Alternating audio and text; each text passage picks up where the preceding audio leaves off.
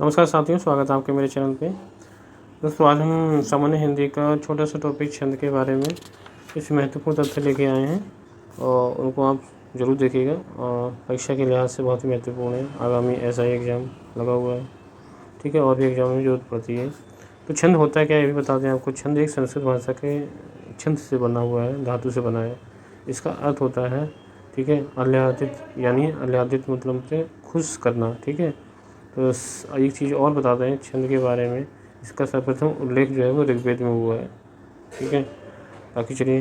बाकी इसमें जो लघु है और गुरु है, ये सब चीज़ें होती हैं, वो अगर आप कहेंगे तो करा देंगे लघु गुरु चरण पद, ठीक है।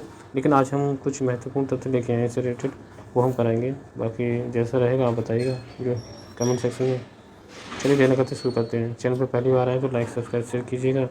आइए जानते हैं छंद की सर्वप्रथम रचना जो है वो ऋग्वेद में हुई है, ठीक है, ऋग्वेद में हुई है। और उसके बाद तुक को छंद का प्राण कहते हैं, ठीक।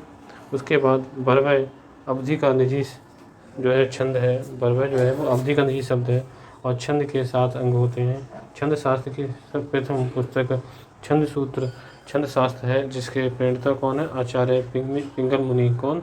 पिंगल मुनि, जिसे पिंगल शास्त्र भी कहा जाता है।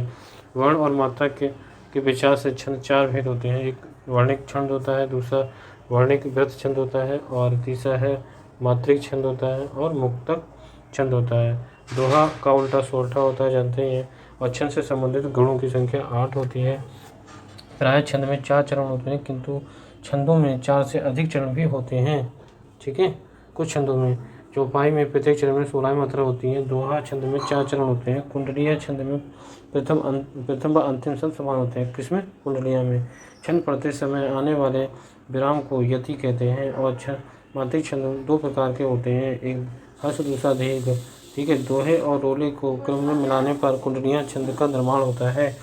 अब आपके सामने कुछ रह रही मन पानी राखिए बिन पानी सब सून, पानी गए न उबरे मोती मानस चून। तो ये दोहा है।